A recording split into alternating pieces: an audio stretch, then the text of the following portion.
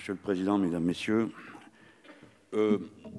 en 212 de l'ère courante, Caracalla fait l'édit dont vous avez peut-être le souvenir. Il décrète que tous ceux qui habitent l'Empire sont citoyens de Rome. En vain, l'Empire s'est effondré. Pourquoi? Il n'y avait pas de peuple pour cet empire. Pour qu'il y ait un peuple, il aurait fallu que la source de la loi soit légitime. Il fallait qu'il y eût un souverain légitime. Les tâtonnements de l'histoire ont permis qu'à la fin, on convienne que la démocratie permettait cette légitimité et qu'ainsi le peuple se constitue en tant que sujet politique parce qu'il crée la communauté légale. On vote tous et la loi qui est votée s'applique à tous. Pour que l'Europe ait un horizon, il faudrait qu'il y ait un peuple européen. Pour qu'il y ait un peuple européen, il faudrait qu'il se constituât sur une base connue de tous. On en a trouvé une, l'Europe intergouvernementale. Mais pour passer de l'Europe intergouvernementale à autre chose qui serait un intérêt général européen, il faudrait qu'il y ait une souveraineté européenne, donc un peuple européen. Il n'y en a pas. C'est pourquoi l'Europe est bloquée de l'intérieur, parce que tous les mécanismes qui constituent un peuple sont bloqués. Premièrement, et vous êtes en train de le refuser, le souverain lui-même s'exprimant. Il faudrait pour ça des listes transnationales. Alors on aurait un peuple se constituant puisqu'il désignerait des délégués sans s'occuper de savoir de quelle nationalité ils sont. On le refuse. Ceux-là même qui nous traitent d'europhobes, nous sommes pour. Héritiers de l'internationalisme prolétarien, dont nous savons ce qu'il nous a coûté quand il n'existait pas ou quand certains faisaient semblant d'y adhérer sans le faire vraiment. Nous savons que le moment est venu, en France, en Europe, dans le monde, pour ces révolutions citoyennes auxquelles nous aspirons, dans lesquelles les peuples se constituent par-delà les frontières sur la définition d'un intérêt général commun.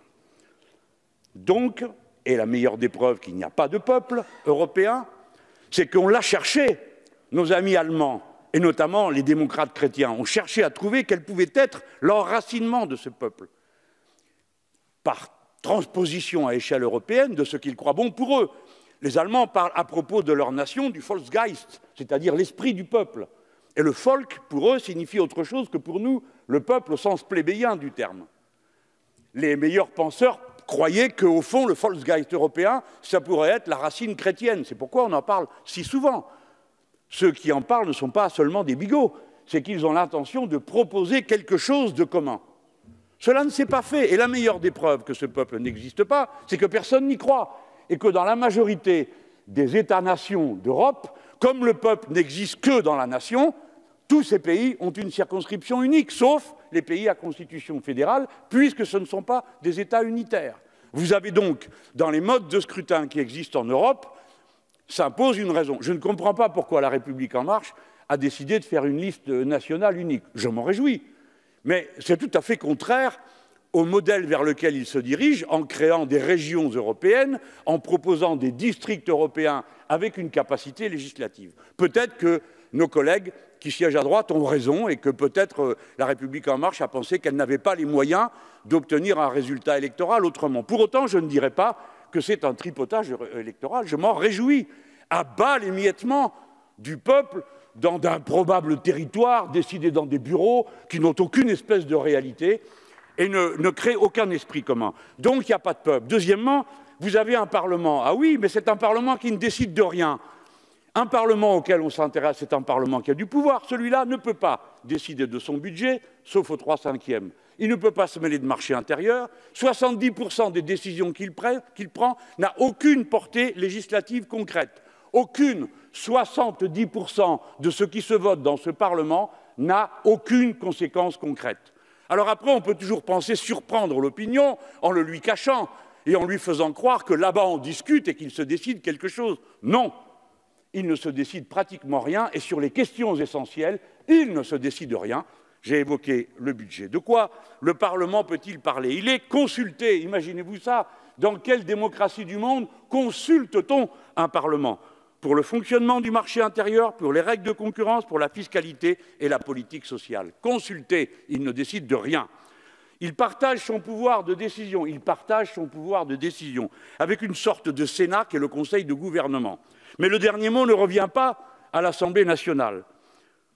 Il partage sur la sécurité, la justice, la politique environnementale, la politique agricole commune, le commerce extérieur. Partage qui fait que quand le Parlement européen vote contre l'utilisation de pesticides, le Conseil peut passer derrière et décider que si, il y aura quand même des pesticides. Voilà le Parlement qu'il nous est proposé de constituer. Le frein est encore à l'intérieur. Et enfin, troisième raison qui empêche qu'il y ait un peuple européen, c'est que tous les mécanismes de solidarité qui constituent un peuple, au fond, nous autres Français, nous sommes regroupés par la loi et puis par les services que nous nous rendons les uns aux autres, le soin que nous prenons, de l'éducation de nos enfants, tous ensemble, par nos impôts, de la protection que l'on doit aux plus faibles, et ainsi de suite. Où sont, je vous prie, les mécanismes communs que l'on peut voir se déployer en Europe? Les fonds structurels, lesquels sont tous, c'est les seuls qui existent, qui sont tous soumis à des conditions préalables d'organisation de la gestion des budgets de chacun des États, c'est-à-dire soumis à une condition préalable de confiscation du pouvoir des parlements nationaux. Et c'est le semestre européen. Le deuxième mécanisme, c'est les fonds d'aide à la mondialisation. J'ai bien connu ça. Alors on vote au Parlement des paquets d'aides financières que l'on donne aux ouvrières et aux ouvriers, aux salariés des entreprises qui sont délocalisés du fait de la mondialisation. Voilà en quoi consiste la solidarité européenne. Tout ça n'est pas bon du tout. Les trois mécanismes qui constituent un peuple, la solidarité, l'effectivité de la décision et la capacité à désigner des délégués pour prendre ces décisions, les trois sont remis en cause. Naturellement, le scrutin dans lequel, le mode de scrutin n'a rien à voir avec cette affaire. Vous ne passerez jamais d'une Europe intergouvernementale, c'est-à-dire fondée sur le respect des nations, à autre chose, sans qu'il y ait la constitution d'un peuple. Pour ça, il vous faut abolir les traités qui interdisent l'harmonisation sociale, abolir les traités qui interdisent l'harmonisation fiscale, abolir le traité qui donne tout le pouvoir au banquier central sans que personne ne puisse lui faire une remarque. On n'a pas le droit de l'influencer, on n'a pas le droit de l'interpeller, mais lui, comme ça va mal, il a le droit de venir. Il a le droit d'arriver à la réunion commune, heureusement qu'il y était, en 2008, quand le président Sarkozy a dû essayer de trouver une solution à la catastrophe dans laquelle le monde entier et l'économie capitaliste étaient entraînés. Le même banquier central a le droit, lui et d'autres personnes qui sont là, nommées par des collèges, eh bien ces gens-là ont le droit de décider, soit qu'il n'y a plus de crédit dans une des nations, comme ce fut le cas à Chypre et en Grèce, où l'on coupe à l'accès aux liquidités pour obliger les gouvernements et les parlements. Le Parlement chypriote, il n'y avait pas un seul élu qui était prêt à voter le mémorandum. Pas un seul, m'entendez-vous, collègues? Pas un seul n'a voté le mémorandum. De force, on leur a imposé en coupant les liquidités. Voilà comment ça s'est passé. La même chose s'est passée pour la Grèce. Pour la contraindre à céder, on a fermé le robinet et il n'y avait plus d'argent. Ceci, dans n'importe quel État du monde, serait considéré comme une déclaration de guerre, puisqu'on s'attaque aux moyens essentiels de la vie des pays. Voilà. Voilà le tableau. Si on ne modifie pas ces règles, vous n'aurez pas l'Europe. Alors, ce n'est plus là les europhobes, les eurosceptiques et tout le reste. Moi, j'appartiens à une tradition qui est celle de Jaurès, qui est celle de Victor Hugo. Toujours, nous avons voulu la constitution de grands ensembles transnationaux avec des peuples pour arrêter la guerre. Et là, nous allons voter. Il n'y a pas une session du Parlement où on ne vote pas un texte pour expliquer que la France doit désarmer et s'intégrer à une improbable organisation militaire qui est commandée par d'autres que par nous et nous entraîne dans leurs conflits dont nous ne voulons pas, notamment avec les Russes. Voilà de quoi on parle. Voilà en tout cas sur quel terrain nous voudrions situer le débat. Nous n'accusons personne de rien, ni d'être europhobe, ni d'être eurobéa. Nous avons un énorme défi de civilisation qui nous arrive. Nous devons trouver impérativement la solution qui nous permet de sortir par le haut, tous ensemble évidemment, le plus largement possible, non seulement les peuples d'Europe, mais aussi nos riverains francophones du bassin méditerranéen, que nous abandonnons la plupart du temps. Voilà ce que je voulais vous dire. Enfin, il y a un état d'esprit épouvantable dans cette Europe. Les bureaucrates qui dirigent tout ça, je pense à M. Juncker, qui a organisé pendant des années la fraude fiscale dans son pays et qui vient dire qu'il n'y a pas de démocratie possible en dehors des traités. Mais la démocratie, c'est aussi de remettre en cause des traités. Bien sûr, ça n'est pas que ça. Ou bien M. Schäuble, qui dit que la France aimerait qu'on la force à adopter les règles qui prévalent en Allemagne. Qui sont ces gens? D'où tirent-ils cette audace de nous parler de cette manière-là?